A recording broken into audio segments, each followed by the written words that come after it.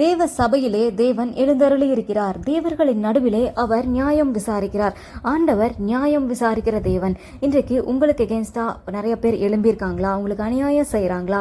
உங்களை சுற்றி இருக்கிற மக்கள் அவங்களுக்கு ஃபேவராக நடந்துக்கிறவங்க, அது தப்பு, நல்லது கெட்டது தெரிந்த மனிதர்களே அவங்க செய்கிறது தப்புன்னு தெரிஞ்சும் அவங்களுக்கு ஃபேவராக நடந்துக்கிறாங்களா? அவங்களுக்கு யாருமே இல்லையா? நீங்கள் திக்கற்ற பிள்ளைகளாக இருக்கிறீங்களா? ஆண்டவர் உங்களுக்காக இருக்கிறாங்க. ஏழைகள், திக்கற்ற பிள்ளைகள் ஆண்டவரை நோக்கி முறையிடும் பொழுது அந்த முறையிடுதல் உடனே கேட்கப்படும். ஆண்டவர் அந்த துன்மார்க்கமான மனிதர்களை நியாயம் விசாரிப்பார். அவங்க உங்களுக்கு எவ்வளோ வேணா கெடுதல் பண்ணியிருக்கலாம், பிளான் பண்ணி கெடுதல் பண்ணியிருக்கலாம். ஆனால் ஆண்டவர் அதை பார்க்கிறார். அது உங்களுக்கு தெரியறதுக்கு முன்னாடியே ஆண்டவருக்கு தெரியும். நீங்கள் ஆண்டவர்கிட்ட வந்துடுங்க. கர்த்தர் உங்களுக்காக எழுந்தருளுவார், நியாயம் விசாரிப்பார். அவங்க உங்களுக்கு எவ்வளோ கெடுதல் பண்ணாங்க, அதுக்கு பதிலாக அதை விட அதிகமாகவே உங்களுக்கு நன்மையை செய்து உங்கள் நீதியை சரி கட்டுவாருங்க. உங்களுக்கு நன்மை வரும். அவங்களால நீங்கள் பட்ட அவமானம், வேதனை எல்லாத்தையும் மறக்கிற அளவுக்கு கர்த்தர் உங்களுக்கு நன்மை செய்வார். உங்களை நியாயம் விசாரித்து உங்கள் நீதியை வெளியே கொண்டு வருவார்.